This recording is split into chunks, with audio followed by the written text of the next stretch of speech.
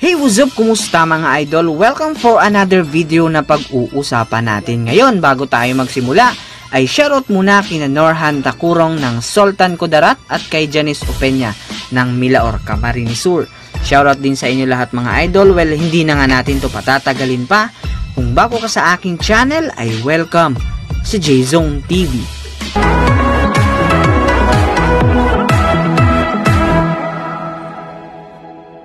Ngayon nga ay pag-uusapan natin kung sino-sinong half Filipino o purong Pinoy ang susunod sa mga yapak ni Jordan Clarkson. Matatandaan ngang na-draft si Clarkson noong 2014 ng Washington Wizards bilang ika-46 pick.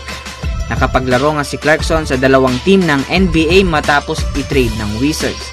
Yun nga ay ang Los Angeles Lakers at ang currently team niya ngayon na Cleveland Cavaliers.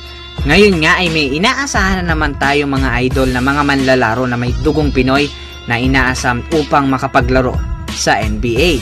Ito nga ay sina Jalen Green at Remy Martin na parehong Filipino-American, ang Filipino-Nigeria naman na si AJ Edu at ang full-blooded Filipino na si Kai Sotto.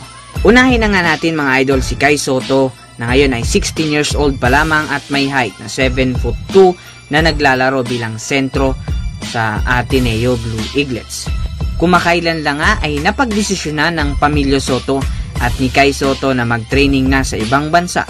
Pinagpipilian niya nga ng mga team sa Europa at Amerika. Mas malaking araw kasi ang tsansang makilala siya doon at mapahusay pa niya ang sarili pagdating sa basketball.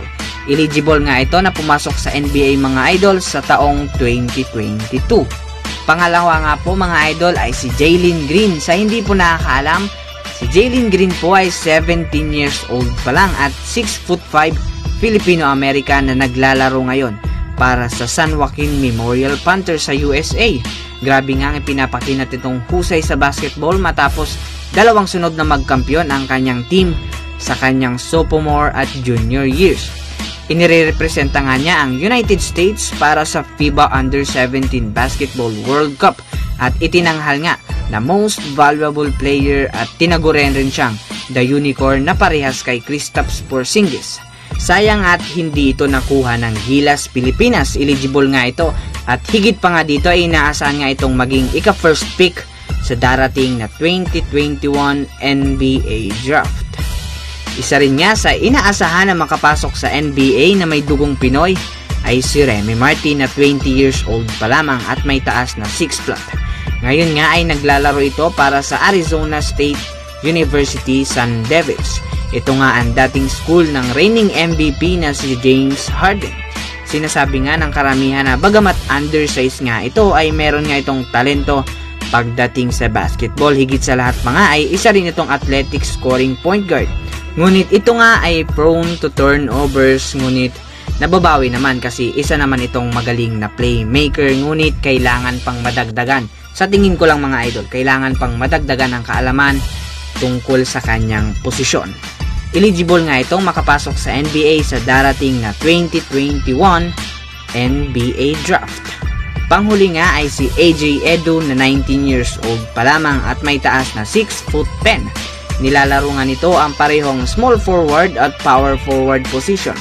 Ito ay naglalaro ngayon para sa Toledo Rockets sa Mid-American Conference. Miyembro rin nga ito sa Philippine National Under-18 team sa FIBA World Cup. May tira nga ito sa labas, meron ring mid-range at kayang magdala ng bola kahit sa transition.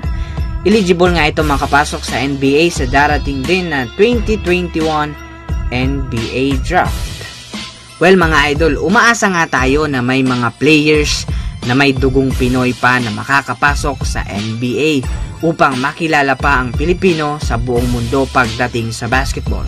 Patuloy nga tayong sumuporta sa kanila sa pag-abot ng kanilang mga pangarap na makatungtong sa National Basketball Association. So yun nga ang video natin ngayon mga idol. Kayo, para sa inyo, sino-sino ba ang mga manlalarong alam nyong may dugong Pinoy na may tsansang makapaglaro sa NBA?